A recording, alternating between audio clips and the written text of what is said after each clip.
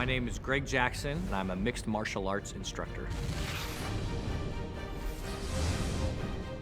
We train amateurs, professionals, and lots of different organizations, but yeah, there's boy, I don't know how many we've got, 20, 25 maybe in the UFC, something like that. It's a crazy number. Definitely the biggest camp in the UFC, for sure.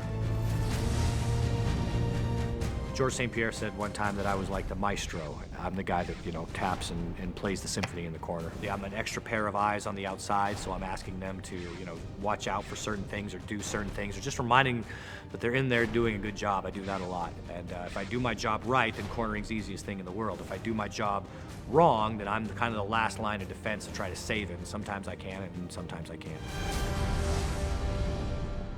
Well, a decision tree can be looked at either microly or macroly, and macro is a lot easier to understand. Macroly, you can say, do I want to throw a left punch or a right punch? That's called a cluster. Well, imagine if you could do certain movement patterns to make that fight predictable. So say, I am going to move in a place where all he can do is hit me with this right hand.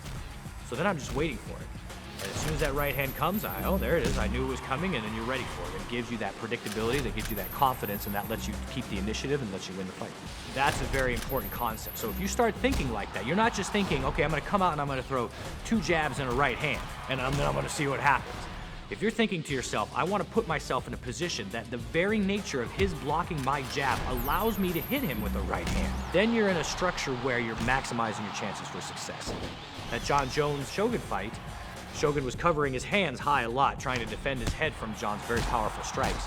So at one point, John, understanding that, had a decision to either throw a left hook at his head, which was then blocked, or throw it at his liver.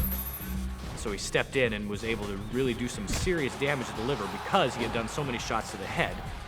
That set up predictability in a system, and that's a lot of what clustering is it makes fighting predictable. Having that in mind, all you're doing is clustering over and over and over. You're just putting yourself in these positions where no matter what they do, they're gonna get nailed.